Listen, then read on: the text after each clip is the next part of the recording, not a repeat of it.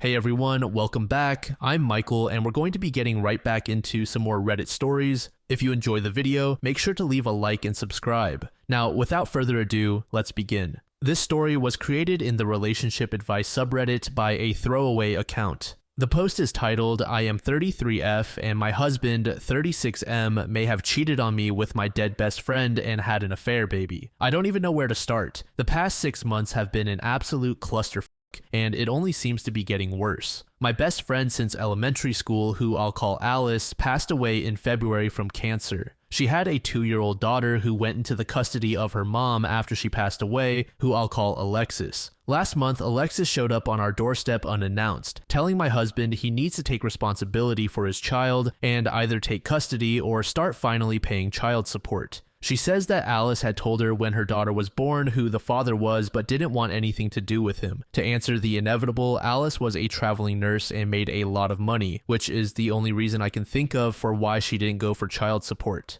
During this conversation, my husband had the worst panic attack he's ever had, so we had to end the conversation before I could get more details. My husband's story is, I don't even know. He said that Alice's daughter is probably his, but that it isn't what I think. Almost 3 years ago, we threw a large housewarming party as we just moved into our dream home after I finally finished residency and was set to make real money for once. Alice was in town and set to be at the party, but I was called into work before she got there. I didn't get back until after 3 a.m., the party was winding down, my husband was passed out upstairs, and Alice had already left the party, which at the time I did find strange as we hadn't seen each other in months. My husband claims he woke up in the middle of the night to Alice on top of him, but he passed out again before he could say anything. He claims he never told me because he was worried I wouldn't believe him, which I don't know if I do. He showed me some texts he sent his best friend the next day asking for his advice about him thinking someone raped him, but if he cheated, he could have had that conversation as evidence, especially since he never said Alice specifically. Ever since the party, he has been very distant with Alice, and after she had her daughter, he would even find excuses not to be around the house when she would visit at all. I don't know if that's because he cheated or if Alice did actually him and this was his trauma response. Honestly, Reddit, I don't know what to do. I've known Alice since we were children and she had never come across as that kind of person, but I've also known my husband for over a decade and he's not once ever given the inclination of a cheater. He's an attractive guy and I've seen the looks he gets at the gym and he's never even given more than a glance. What the hell should I do? How do I figure out what the truth is here when Alice isn't even around to defend herself? She never even implied she liked my husband, let alone wanted to sleep with him. I told my husband he needs to get a DNA test before anything is decided on the child's part, but in the meantime, he needs to move out while I think about what I'm going to do here. TLDR, husband maybe has an affair baby, he claims he was raped by my dead best friend. Edit. After talking with you, I've come to the realization that my husband is being truthful. My best friend raped him. Several people pointed out that with Alice not liking my husband, if it was an affair, she would have told me when she was dying, if only to separate us. You're absolutely right. I was there in the room while she passed. I held her hands for days. We talked about so much. If it was just an affair, she would have told me. But if she raped my husband, she wouldn't have said a word. That's the type of thing horrible people take to the grave. I've also come to the realization that I made a terrible mistake asking my husband to leave for a few days while I gather my thoughts. Not to make excuses, but losing my best friend to cancer, a long cancer fight at that, was brutal. To say that I was devastated wouldn't do it justice. That it happened only 6 months ago, I'm still feeling it every day. So to have this thrown on me, it's like I'm losing her all over again. Either she betrayed me and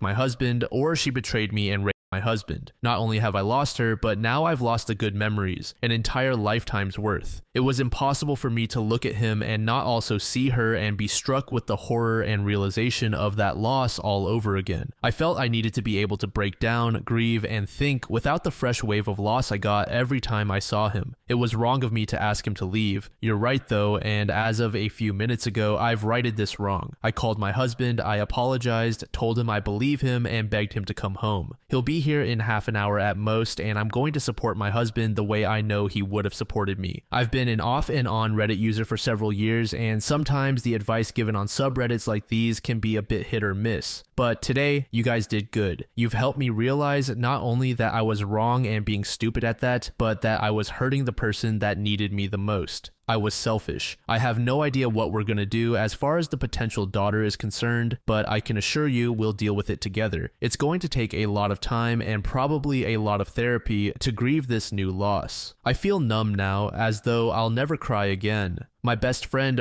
my husband, which means she was no friend of mine. She flaunted it, coming to my house, sitting with me and gabbing. She brought her child here, trying to rub it in his face right in front of me. She tortured the man I loved, and I was an unknowing party to it. I feel sick to my stomach over how many times she came over just to hold it over him. I'm honestly at a loss on how to make that up to him. If you all have any ideas, please feel free to give them to me. I think I'll need all the help I can get. Tomorrow I'm going to take a leave of absence from work just until we can figure out our next steps and we can get our heads on straight. Thank you, everyone. This is definitely a very weird situation. Obviously, if OP's husband was really raped, then I don't think he necessarily needs to step up, in my opinion at least. But on the other hand, it is entirely possible that this is all just a fabricated story, one that can't even be verified by the other side, although I do have some faith that this was the former. As OP said, her husband has never shown any sign that he would be unfaithful. The idea about OP's friend not revealing that this was rape on her deathbed is a good point. The entire situation is a total mess, and to start, that DNA test needs to be done. User Arcades said, there are a lot of comments suggesting a DNA test, but I think you and your husband should consider talking to a family law lawyer first to determine what may happen if the DNA establishes paternity. In all likelihood, his name would not be on the birth certificate if Alice had hidden this encounter. I also don't know how your jurisdiction handles parental obligations in situations of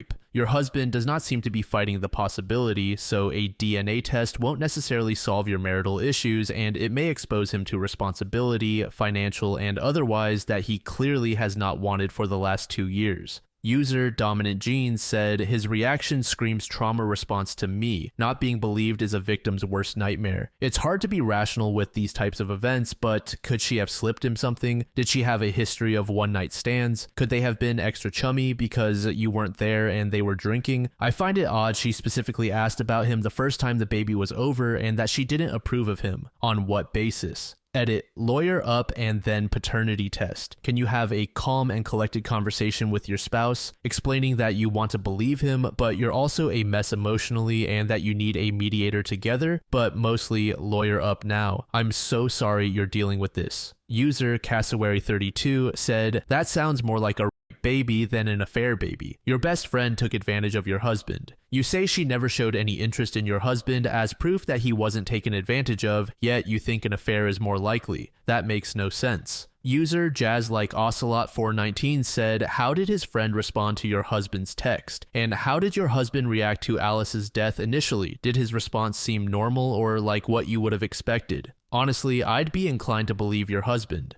Sending the text preemptively to cover his cheating seems like a stretch, and it makes more sense that they are genuine. I feel like faking everything else just implies an excessive level of manipulation, and it sounds like you don't have a reason to believe he'd do that. Also, him not telling you because he thought you wouldn't believe him sounds like it might not be an entirely incorrect judgment at this point. User Nobody Important said, ask yourself if you honestly believe he would send those messages as a possible future defense. Is he the type of man who would proactively build a defense just in case? Based on what you said here, I'm inclined to side with your husband. Men are never taken seriously when assaulted and marriages end for coming forward. The fact you kicked him out suggests you would have automatically believed your friend, and just doing that may doom the marriage. I could never forgive my wife for that if I were in his place. If he was assaulted and told you the next day, would you believe him and ever trust him again, or would you believe your friend? Her actions show she did something wrong, and his actions show he actively avoided her at all costs from that day forward.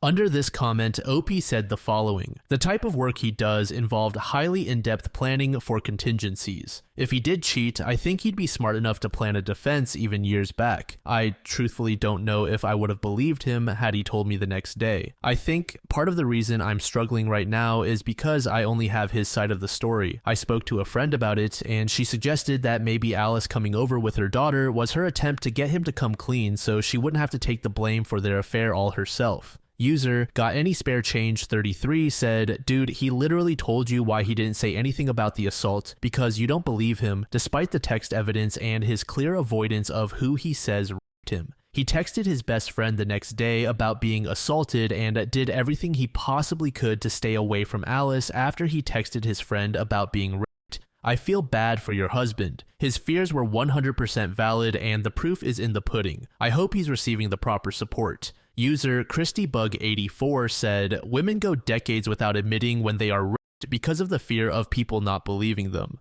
I'm going to be honest, men will go twice as long and would preferably take it to the grave because they are almost always and automatically told it's not even possible for a man to be raped. I know you have to go on instinct, but his story makes sense with the text he sent his friend. He would also hope to never be around the woman he is sure raped him again, which is why he made himself scarce after the fact. If he's as smart as you claim, he would not have wanted you alone with Alice basically ever because she could reveal an affair. He would have tried to separate your bond. Instead, he hid because she couldn't really say she raped him. You say she wasn't a fan of his at all and thought you could do better. So why wouldn't she spin it as him coming on to her? It's because she was the one in the wrong. Under this, OP said, thank you. I don't know what it is about this part, but it just clicks with me. You're absolutely right. With her level of disdain, if it was an affair, she certainly would have told me if only to separate us, especially on her deathbed. I was in the room with her, holding one of her hands. She obviously took this to her grave, and the only reason she would is if she raped him. Unfortunately, this post is pretty recent, being just under 3 weeks old, so for now, we don't have an update.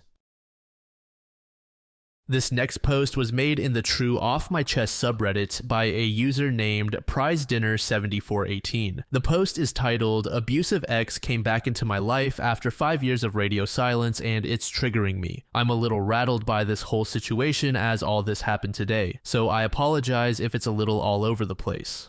TLDR, my abusive ex catfished me on Tinder and is now stalking me. Background to the story, 45M met Sarah, 47F, back in 2018. Because of many past traumas, I was not looking for any type of relationship, just a casual fling. She was okay with that, mentioning that she wasn't looking for anything serious either. We were both child-free. In early November, the condom broke. We both got tested and we were clean. To our shock, she was pregnant. We decided to keep it and become a couple. We started making plans to sell our condos and buy a bigger one together. In late January, the Friday before the first trimester echo, we went to a restaurant and had a nice meal. It was snowing/sleeting a little outside when we came out. She slipped on a patch of ice under a small snow pile and fell on her behind. I helped her up and asked her if she was okay. She laughed it off and said it hurt her ego more than anything. I said that with her being a geriatric pregnancy, we should go to the hospital to see if everything was alright. She didn't appreciate the geriatric I threw in there and became obstinate about not going to the hospital. I insisted a few times, but she said no and started getting a little pissy with me for insisting, so I dropped it. We went to her place and talked for a while before going to sleep.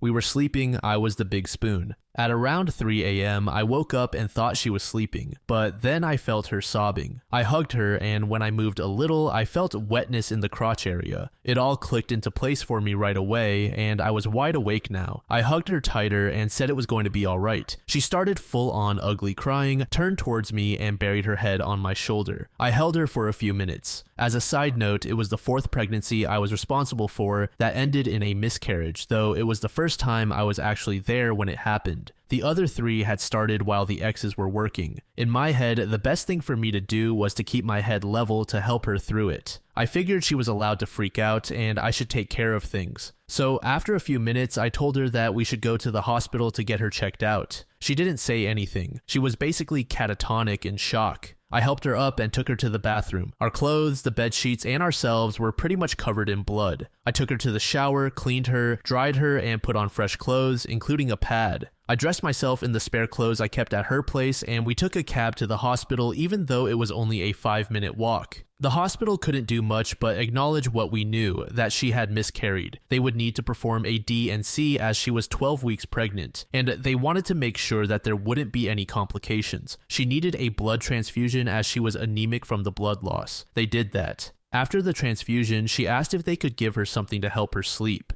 They told her not yet, as they had to make sure she had no adverse reactions to the transfusion for the next hour. An hour later, they gave her an opioid to help her rest and sleep. They told me she should be out for a few hours and I was welcome to stay in the room with her. I decided to go back to her condo to clean up the mess we left while she slept. I hand washed the clothes and the bed sheets as much as I could and threw them in the washer. I cleaned the blood off the floor, the shower, the toilet, and the mattress. When the washer was done, I threw the stuff in the dryer. I placed new sheets on the bed, new towels in the bathroom, and went back to the hospital. She was still sound asleep when I got back. I sat down in the chair next to her gurney. When she woke up, we talked, and she felt somewhat better physically. She asked me if I had stayed in the room with her the whole time. I told her no and what I had done. Apparently, that was the wrong thing to do, and she started berating me for leaving. I told her that I thought I was doing a good thing, to make her return home more comfortable and less traumatic by not having those reminders there when she would get there. She said she didn't feel supported. This is the moment the cycle of verbal abuse began. She started berating me for leaving, for not catching her when she slipped, for making us go to the restaurant during her pregnancy, and for choosing that poor excuse of a restaurant that didn't salt their entrance to ensure the guests didn't slip.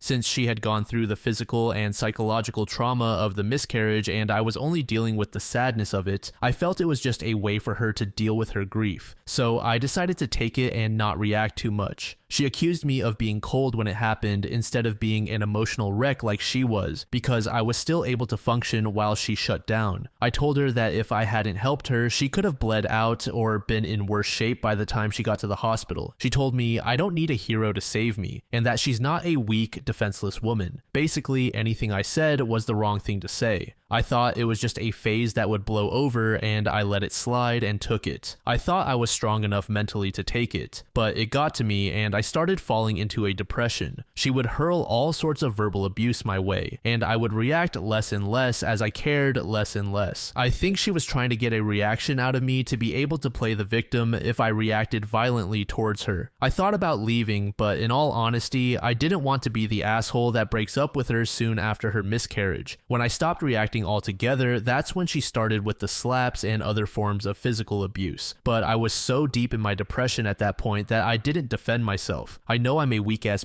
for that, but what are you going to do? One thing I should note now is that I am a type 1 diabetic and take insulin every day to regulate my blood sugar and other medicine to help with other issues. As I was falling deeper and deeper into my depression, I stopped caring about my medication and my health. After 3 months of abuse and depression, my physical health was as bad, if not worse, than my mental health. At the beginning of May, I went to the ER as I was feeling very ill. Kidney pains, blurred vision, swollen legs, and a bad infection on my back, to name a few issues. When I checked into the ER, I turned my phone off and didn't tell anyone where I was. The doctors started treating me, and I also got to talk to a shrink when they asked me why I stopped taking my medication, and I said I just didn't feel like it. That was probably my godsend and helped me see the cycle of abuse and depression I had fallen into. After 48 hours in the ER, they finally found a bed for me and I was admitted. After another 3 days, I finally felt mentally better enough to open my phone. I had so many missed calls and messages from Sarah. I called my parents to tell them what happened and my mother answered the phone. She was worried about me because Sarah had told her I hadn't responded to her messages. I told her that I was incredibly sick and in the hospital right now. I told her which hospital and room number I was in and asked her not to give any information to Sarah, and that if she told our family to make sure that they don't give out any info to Sarah, that I would explain when or if she came to meet me. I sent Sarah a voice note. I am in the hospital because of your crazy ass and I don't ever want to see you again. When I get out of the hospital, I will pack your things at my condo and send them to you. Whatever clothes or other items of mine I may have at your place, you can throw away or burn if you want. I do not want or need them.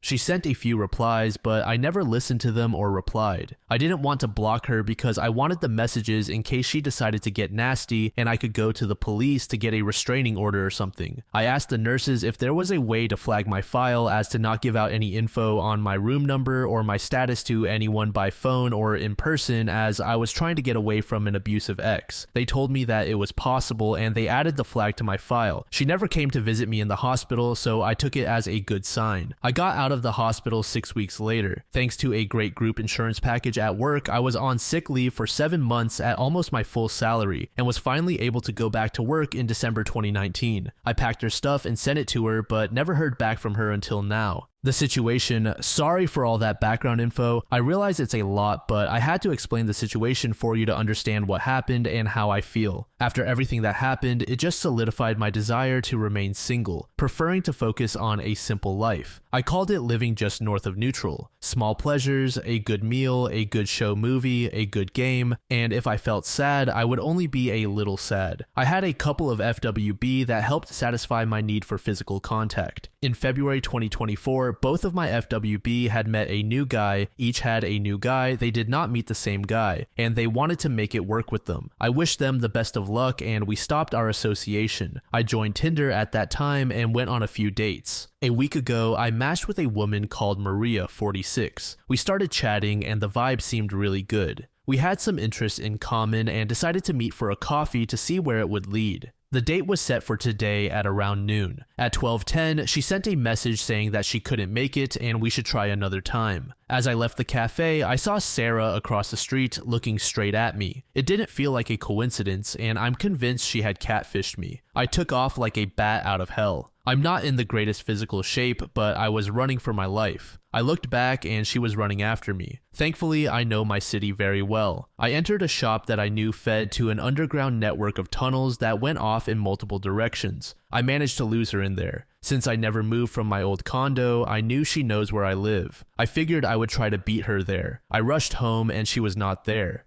Less than 5 minutes later, my phone rings and it's the door intercom letting me know someone wants to come in. I answer, "Hello?" Sarah says, "I want to talk." I nope out of the call without unlocking the door. She calls back again and again and again. I don't answer. Normally, I would block the number, but I can't with this phone number as I need it for when I have visitors or deliveries. After maybe 12 calls, I finally answer again and tell her, "If you don't stop, I'll call the cops," and hung up. She stopped calling. Thankfully, the security system in our building, while not 100% foolproof, has enough safeguards in place to prevent people from just walking in and knocking on doors. Maria sent me a message on Tinder saying, "Please, I just want to talk," confirming my suspicion that my match was her. I unmatched and deleted Tinder. A few hours later, I had errands to run. I picked up my bags and left my apartment. I went down to the lobby of the building and I saw her sitting on the bench across the street from my building, and now I feel trapped in my building and I don't know what to do. I sent an email to the company that manages my condo building to ask if I have need of it, would they make the security camera footage available to me for my own protection? I'm waiting to hear on that. I also sent a text message to a couple of friends of mine that I might need them as backup if or when I decide to finally confront her. They're on standby. I went back to the lobby later and I didn't see her across the street anymore. I'm wondering if I should involve the police or not. Thankfully, I work from home 3 days a week and I don't need to go to the office until Tuesday. I will talk to my boss to see if I could change it as the situation evolves. Thanks for reading this far. It felt good to type it all out. I will update you when I can. User BTS Peep said, "My goodness, I can't believe all you have suffered through. I'm happy to see that you are not in a relationship with her anymore. What you both went through with the miscarriage is terribly saddening and I'm so sorry. Even so, it does not give her the right to treat you in such a horrible way. I think you handled everything right, or as well as anyone can in such situations. Give yourself credit for all that you have endured and survived. I'm so proud of you. I'm glad to see that you have friends on standby. If you haven't told your parents, it's best to do so because you don't want her going to your parents with some sob story to manipulate them, you, and the situation. I think it's time to involve the police. Even if they can't do much yet, at least it will document her stalking and begin a paper trail of her behavior. Remember to keep documenting everything, keep friends and family in the know, and talk to your employer about this as well. I am deeply sorry you are going through this." OP responded with, "I can't believe it myself. I really thought I was done with her BS. I was incredibly proud of the work I had done for myself in the last 5 years. I contacted my therapist to have an emergency session today if possible. Hopefully she'll be available. My parents and brother are aware of this and know not to talk with her. If she comes back again, I might just call the police without giving her a warning. We'll see what shakes out today." User LividBase1005 said, "Well, this sounds absolutely terrifying. I'm tempted to say go to the police and start the process of a restraining order, but after seeing what a friend went through to try and get one, I'm hesitant to tell you to put yourself through that. Just be as safe as possible and tell as many people about this as you can. Maybe you can stay with a family member while this dies down." OP said the following under this comment. I'm trying to reach out to a lawyer friend who works in the Crown Attorney's office, our equivalent of the DA office, to see what I would need to get a restraining order. I have lost the whole message threads from 5 years ago, so that might work against me. I'll get the ball rolling on that today. 1 week later, OP provided us with an update. It's been a week since my post and a lot has happened. I'm only posting today because I've been celebrating for the past 48 hours. If you haven't read the original post, the TLDR is that my abusive ex-girlfriend catfished me on Tinder 2 weeks ago. Her fake profile and I set a date at a coffee house on Sunday afternoon. The fake date sent me a message saying she couldn't make it. I walked out and there my ex was. My fight or flight reflex kicked in and I ran like a bat out of hell and made it to my home before her. She then stalked in front of my building for hours. She finally left in the early evening. On Monday, I worked from home to make sure I didn't have to go out and risk running into her. At around 2 p.m., there was a knock on my apartment door. I looked through the peephole and there she was. I don't know how, but she managed to bypass the building's security system and come to my floor without me ringing her up. I didn't answer the door. She kept knocking. At one point, she started fiddling with the door handle. After our relationship, I had changed the locks in case she had made a copy of my keys. I called the police to report someone attempting to break into my apartment and wanting her to get trespassed from the building. She heard me talking on the phone and banged on the door, yelling, "You f***ing idiot, why'd you call the police? I just want to talk." I didn't reply. She banged one last time and left. The police got there. I told them what happened, gave them her info, and told them about our condo board if they needed security footage. I asked if there was anything I could do to get a restraining order. They said that since all she did was knock on my door, there wasn't much they could do. I contacted my best friend, packed my clothes and electronics, and went to live at her place until this dies down. Before leaving, I made sure that my apartment's security system, including a video camera, was activated. I stayed there for the whole week. My phone rang from time to time with her trying to get me to open the door for her, but I never answered. This takes us to Thursday. I went to work in the office as my friend also works from home and didn't have space for both of us to work comfortably. I didn't want to impose any more than I should, so I went to the office. Around 1 p.m., I got a call from my alarm company saying that the alarm went off in my apartment and wanting to know if it was me. I said no, it's not me, and could they send the cops? I looked at the security footage and there she was with a baseball bat destroying my furniture, absolutely undeterred by the alarm blaring. I told my boss and showed him the footage. He told me to go handle my business and not worry about anything work-related for now. I love my boss so much. I walked back home. I worked 10 minutes from my apartment. While watching the phone, I saw the police get there and I saw her take a swing at the cops with the bat.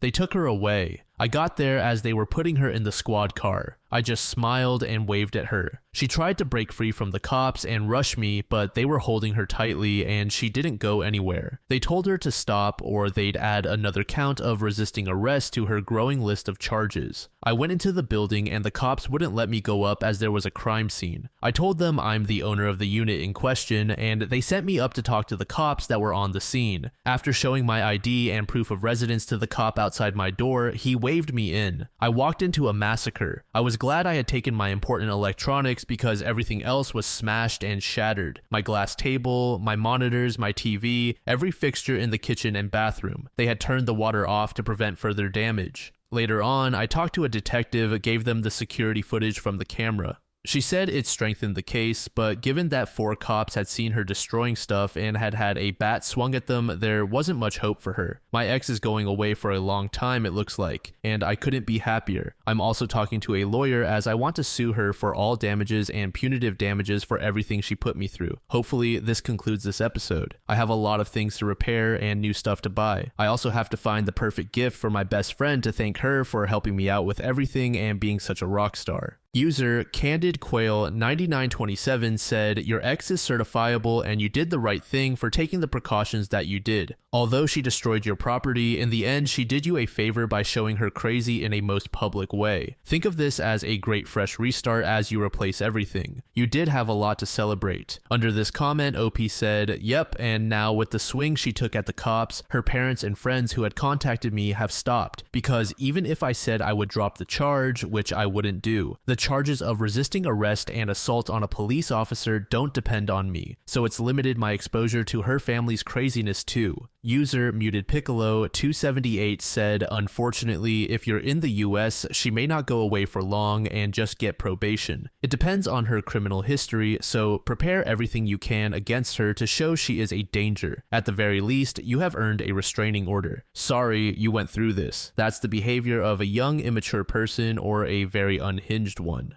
Needless to say, OP's ex is a total psychopath. I'm just glad that OP was able to escape her, but someone like this will somehow find a way to wriggle themselves into someone else's life. This kind of person can legitimately kill you.